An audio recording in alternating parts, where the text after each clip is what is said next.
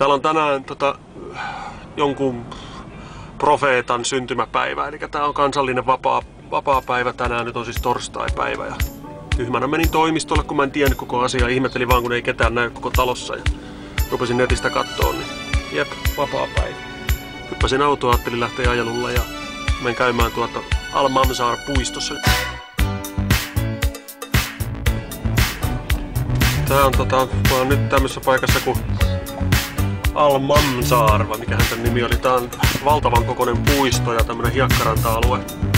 Tää on varmaan Sharjahin puolella, että tää ei oo edes Dubaita käsittääkseni. Mä en ihan varma. Tänne on niinku 40 kilsaa matkaa kotoa. Tää on tosi hieno pitkä hiekkaranta.